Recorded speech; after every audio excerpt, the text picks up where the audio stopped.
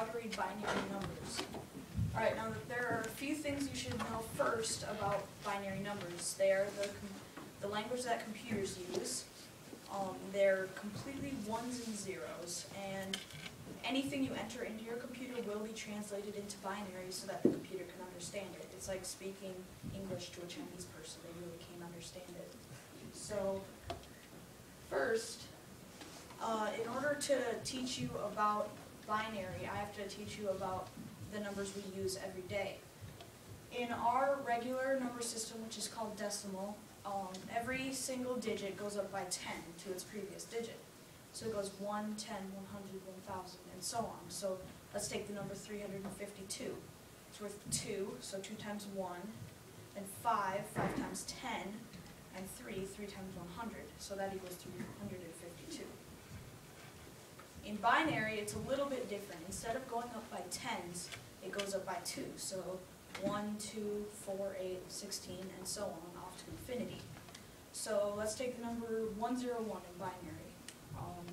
So it's worth, the last one in 101 is worth 1 times 1, just like regular numbers. The 0 is worth 0 times 2.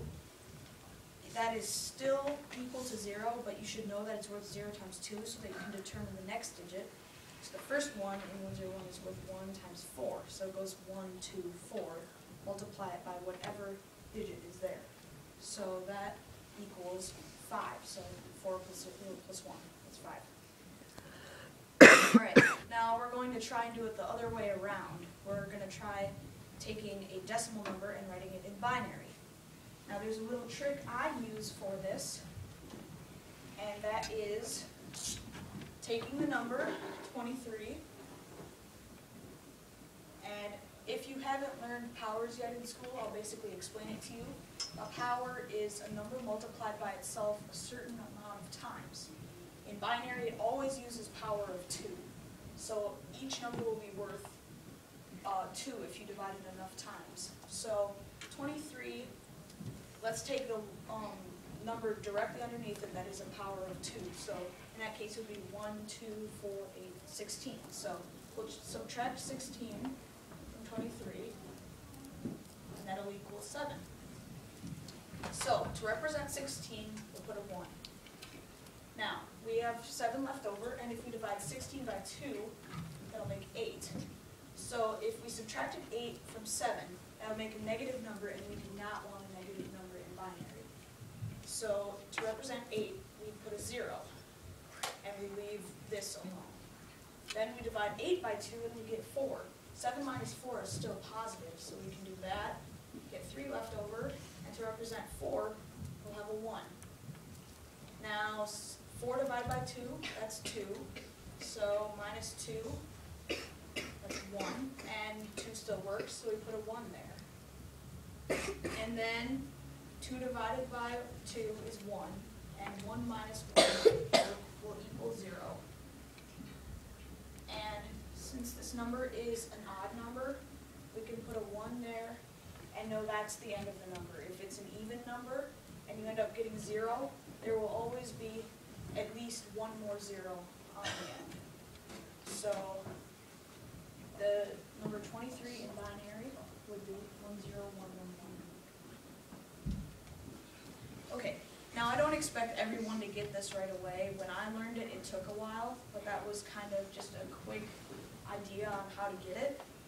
Now, more importantly, instead of just translating the letters and numbers, because the computer knows automatically, I will teach you how they go into each other. So, you can use something called the ASCII table to decode it. You don't have to take every single number in binary and translate it into decimal. If you use the ASCII table, you can just see exactly what it is.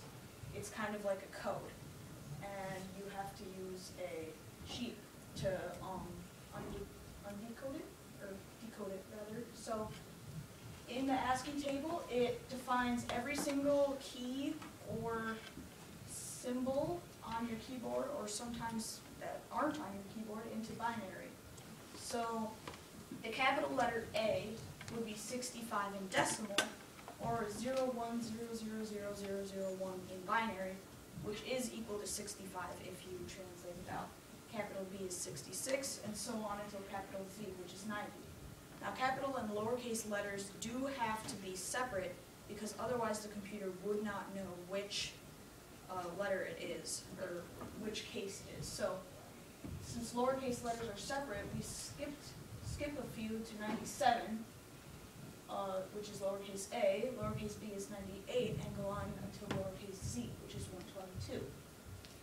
Now, if I wrote a program that if I put in input into it, it would come out with binary, and I put in my name, this is what it would come out with. Well, that looks kind of confusing at first, but since the capital A is 65, we can actually see that the first letter is identical to the binary number up there. And then if you decode the rest of it, it will equal it, trust me. I used a computer program, so I'm a human, the computer is not. So it usually doesn't make mistakes unless the program has mistakes. So if you decode that, that actually will equal error. And depending on your program, it may or may not have spaces in it. But if you add a few extra lines to the program, it will have spaces in between. So thank you for watching my speech, and pop quiz, somebody decode this. Have a nice day. You're right.